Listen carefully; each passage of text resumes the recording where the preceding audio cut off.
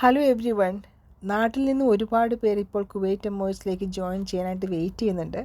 അതേസമയം കുവൈറ്റിൽ നിന്നും ആളുകൾ പോയിക്കൊണ്ടിരിക്കുകയാണ്. അപ്പോൾ കുവൈറ്റിൽ നിന്നും ആളുകൾ ന്യൂസിലൻഡിലേക്ക് ഒഴുകിക്കൊണ്ടിരുന്ന ഒരു കാഴ്ചയാണ് നമ്മൾ കഴിഞ്ഞ 2 വർഷത്തിനടുത്ത് കണ്ടുകൊണ്ടിരുന്നത്. ഇപ്പോൾ ഒരു 3-4 മാസം അല്ലെങ്കിൽ ഒരു 5-6 മാസമായിട്ട് അത്രയ്ക്കാകുമ്പോൾ ഒരു ഫ്ലോ ഇല്ല. പക്ഷേ അതിന് മുൻപേ ഭയങ്കരമായിട്ടും കുവൈറ്റ് മിനിസ്ട്രി ഓഫ് ഹെൽത്തിൻ്റെ ഹെഡ് ഓഫീസിൽ നമ്മൾ പോയി നോക്കുകയാണെങ്കിൽ തൗസൻഡ്സ് ഓഫ് റെസിഗ്നേഷൻസ് ആണ് അവിടെ ഉണ്ടായിരുന്നത്. ഒരുപാട് ഹോസ്പിറ്റലിൽ നിന്ന് ഒരുപാട് നേഴ്സസ്, ഒത്തിരി പേര്, നമ്മൾക്ക് ഇമാജിൻ ചെയ്യാൻ പറ്റാത്ത അത്ര ആളുകൾ ഇവിടുന്ന് ന്യൂസിലൻഡിലേക്ക് പോയിരുന്നു. അപ്പോൾ ആ കൂട്ടത്തിൽ പോകാൻ ആഗ്രഹിച്ചവരും ആഗ്രഹിക്കാത്തവരും എല്ലാവരും നമ്മുടെ കൊളീഗ്സൊക്കെ പോകുമ്പോൾ തീർച്ചയായിട്ടും നമ്മൾക്കും പോകാനുള്ള ടെംപ്റ്റേഷൻ വരുമല്ലോ. അങ്ങനെ ആ രീതിയിൽ അവരും ട്രൈ ചെയ്തു. OET എല്ലാം ക്ലിയർ ചെയ്തു. IELTS അല്ലെങ്കിൽ OET ഏത് ഇംഗ്ലീഷ് എക്സാം ആയിക്കോട്ടെ, അങ്ങനെ ക്ലിയർ ചെയ്ത് പോവാൻ ആ ഒരു ന്യൂസിലൻഡ് സ്വപ്നം കണ്ട് ആളുകൾ പോയ ആൾക്കാരുണ്ട്. ന്യൂസിലൻഡ് സ്വപ്നം കാണാൻ ആളുകൾ ആഗ്രഹിക്കാൻ തന്നെ കാരണം PR കിട്ടും. പിന്നെ അതുമാത്രമല്ല, അവിടുന്ന് ഓസ്ട്രേലിയയിലേക്ക് വളരെ ഈസി ആയിട്ട് പോകാൻ പറ്റും.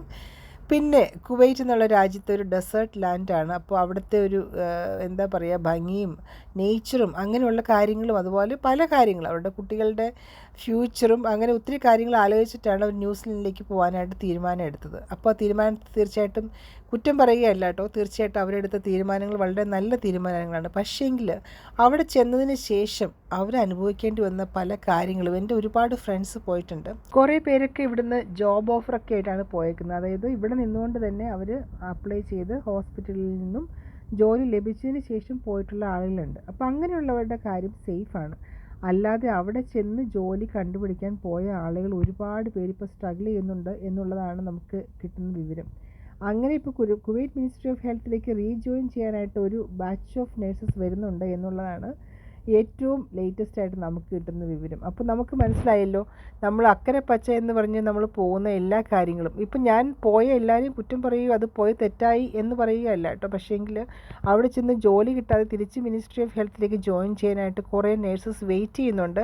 എനിക്ക് പേഴ്സണലായിട്ട് ഒരുപാട് പേര് ഇമെയിൽ ചെയ്യാറുണ്ട്, എങ്ങനെയാണ് ഇനി കുവൈറ്റ് എംഒഎസിലേക്ക് റീജോയിൻ ചെയ്യാൻ പറ്റുക എന്നുള്ളത്. ഇപ്പോൾ അവിടെ ചെന്ന് എക്സാം എഴുതാനായിട്ട് നമ്മൾ അവിടെ ചെന്നു, നമ്മൾ എക്സാം എല്ലാം ക്ലിയർ ചെയ്തു. നമുക്ക് 6 മന്ത്സ് അവിടെ കിട്ടുന്നു. അതിന് മുൻപ് നമുക്കൊരു ജോബ് ഓഫർ നമുക്ക് എന്തായാലും വേണ്ടിയിരിക്കുന്നു. മുൻപേ നമുക്ക് അവിടെ നിന്നുകൊണ്ട് തന്നെ ഓസ്ട്രേലിയയിലേക്ക് പോകാമായിരുന്നു.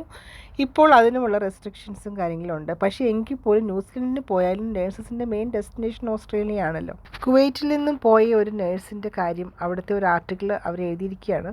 ഇവിടുന്ന് ഒരു 39 ഇയർ ആയിട്ടുള്ള ഒരു നേഴ്സ്, മിനിസ്ട്രി ഓഫ് ഹെൽത്തിൽ വർക്ക് ചെയ്തുകൊണ്ടിരുന്ന ഒരു നേഴ്സ്, $1000s സ്പെൻഡ് ചെയ്തിട്ടാണ് അവർ അവിടെ ന്യൂസിലൻഡിൽ ആവാനായിട്ട് അവർ പോയത്. ന്യൂസിലൻഡിൽ ഇപ്പോഴും നേഴ്സസിന് ഷോർട്ടേജ് ഉണ്ട് എങ്കിൽ പോലും അവർ ആവശ്യപ്പെടുന്നത് വർക്ക് വിസയാണ്. ഇപ്പോൾ ഇവരിവിടെ ആദ്യം ചെല്ലുന്നത് വിസിറ്റ് വിസയിലാണല്ലോ. പക്ഷേ വർക്ക് വിസ ഓഫർ ചെയ്യാനായിട്ട് മിക്കവാറും എംപ്ലോയേഴ്സ് തയ്യാറല്ല എന്നുള്ളതാണ് ഏറ്റവും പുതിയതായിട്ട് കിട്ടുന്ന വിവരം. നമ്മളെന്തായാലും ഇവിടുന്ന് പോകുന്നത് ഒരു ബെറ്റർ ലൈഫിന് വേണ്ടിയിട്ടാണല്ലോ.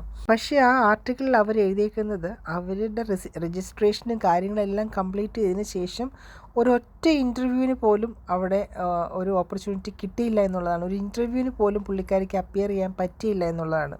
ആക്ച്വലി റിസിഗ്നേഷൻ നമ്മൾ ചെയ്തതിൻ്റെ മെയിൻ കാരണം, കുവൈറ്റിൽ ഇപ്പോൾ നമുക്കറിയാമല്ലോ ഗുഡ് സ്റ്റാൻഡിങ് സർട്ടിഫിക്കറ്റ് കൊടുക്കുന്നില്ല. അപ്പോൾ നമ്മൾ റിസൈൻ ചെയ്യാതെ ഗുഡ് സ്റ്റാൻഡിങ് സർട്ടിഫിക്കറ്റ് കിട്ടുന്നില്ല ആയിരുന്നു. പക്ഷേ ഇപ്പം റിസൈൻ ചെയ്താലും ഗുഡ് സ്റ്റാൻഡിങ് സർട്ടിഫിക്കറ്റ് കൊടുക്കുന്നില്ല.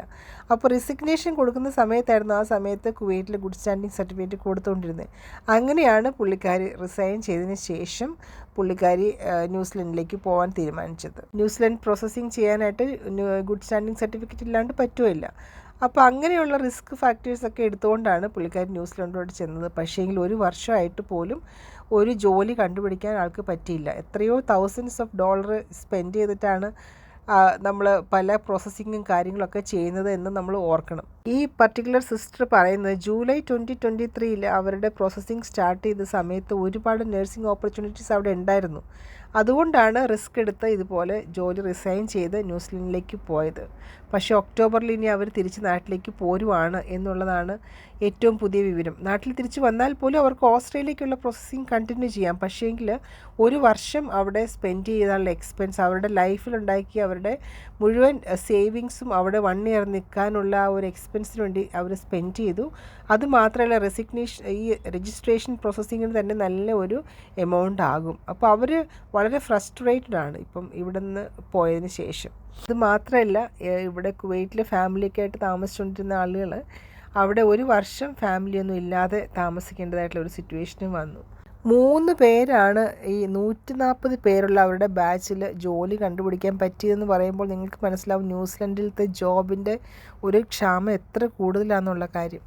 അതുമാത്രമല്ല, അവിടെ പഠിച്ച നേഴ്സസിനാണെങ്കിൽ പോലും ജോലി കിട്ടാൻ ഭയങ്കര ബുദ്ധിമുട്ടാണ് എന്നുള്ളതാണ് ഇപ്പോൾ അറിയുന്ന ഏറ്റവും പുതിയ വിവരം.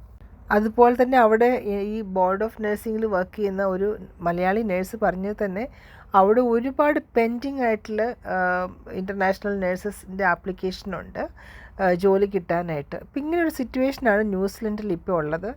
അതായത് ഇപ്പോൾ കുവൈറ്റിലേക്ക് തിരിച്ചു വരാൻ ആഗ്രഹിക്കുന്ന ഒരുപാട് പേരുണ്ട്. പിന്നെ ഒരു കാര്യം എന്താണെന്ന് വെച്ചാൽ, എന്തായാലും നമ്മൾ നനഞ്ഞിറങ്ങി എന്നാൽ കുളിച്ച് കയറാം എന്നുള്ള രീതിയിൽ പോകുന്ന ആൾക്കാരുണ്ട്. ഇത് പ്രോസസ്സിംഗ് എല്ലാം സ്റ്റാർട്ട് ചെയ്തതിന് ശേഷം എന്തായാലും നമ്മൾക്ക് വരുന്ന എല്ലാ ചലഞ്ചസും നമ്മൾ ഫേസ് ചെയ്യാൻ തയ്യാറാണ് എന്നുള്ള രീതിയിൽ പോയ ആളുകളുണ്ട് കേട്ടോ. അവർ തീർച്ചയായിട്ടും എവിടെ ചെന്നാലും അവർ പിടിച്ചു നിൽക്കുക തന്നെ ചെയ്യും. പക്ഷെ അല്ലാതെ ജോലി കിട്ടാത്ത ആളുകൾക്ക് തിരിച്ച് കുവൈറ്റിലേക്ക് വരേണ്ട ഒരു സിറ്റുവേഷനാണ് ഇപ്പോൾ ഉള്ളത്. അപ്പോൾ കുവൈറ്റ് ഏറ്റവും best country in the world എന്നുള്ളതല്ല ഞാൻ പറഞ്ഞു വരുന്നത്. പക്ഷേങ്കിൽ ന്യൂസിലൻഡിലേക്ക് പോകുന്ന ആ ഒരു ട്രെൻഡ് ഇപ്പോൾ വളരെയധികം കുറഞ്ഞിരിക്കുകയാണ്. കാരണം അവിടെ പോയ ആളുകൾക്കിടെ ഒരു ഫീഡ്ബാക്കും ജോലി കിട്ടാനുള്ള ബുദ്ധിമുട്ടും അവർ തിരിച്ച് കുവൈറ്റിലേക്ക് തന്നെ കൊണ്ടുവരാനായിട്ട് അവരെ പ്രേരിപ്പിച്ചുകൊണ്ടിരിക്കുകയാണ്. അപ്പോൾ ഏത് രാജ്യത്തേക്ക് പോയാലും, UK ആയിക്കോട്ടെ, ഓസ്ട്രേലിയ ആയിക്കോട്ടെ, ന്യൂസിലൻഡ് ആയിക്കോട്ടെ, അവിടുത്തെ ജോലി കിട്ടാനുള്ള സാധ്യതകൾ എപ്പോഴും കുറഞ്ഞുകൊണ്ടിരിക്കുക. അതായത് അവിടെ സാച്ചുറേറ്റഡ് ആയി കഴിഞ്ഞ് കഴിയുമ്പോൾ നഴ്സിംഗ് ഓപ്പർച്യൂണിറ്റീസ് വളരെ കുറവാണ്. ഇപ്പോൾ ന്യൂസിലൻഡിലേക്ക് ഇത്രയും ഒരു ട്രെൻഡ് കഴിഞ്ഞ് 3-4 ഇയേഴ്സ് എന്ന് പറയാൻ പറ്റില്ല, ഒരു 2 to 3 ഇയേഴ്സിനുള്ളിലാണ് ഇത്രയും വലിയൊരു ട്രെൻഡ് ഉണ്ടായത്. അതുപോലെ കുവൈറ്റിൽ നിന്ന് ഇത്രയും അധികം റെസിഗ്നേഷനും അതിൻ്റെ പേരിലാണ് ഉണ്ടായിരുന്നത്. അപ്പോൾ ആ ഒരു സിറ്റുവേഷൻ ആയിരിക്കണം എന്നില്ല എപ്പോഴും. അതുകൊണ്ട് കാര്യങ്ങളൊക്കെ കൂടുതൽ നന്നായിട്ട് അറിഞ്ഞതിന് ശേഷം മാത്രം നമ്മൾ റെസിഗ്നേഷൻ കൊടുക്കുക, മുന്നോട്ടുള്ള യാത്രകൾ ഒക്കെ പ്ലാൻ ചെയ്യുക. അപ്പോൾ എല്ലാവർക്കും all the very best and thank you for watching.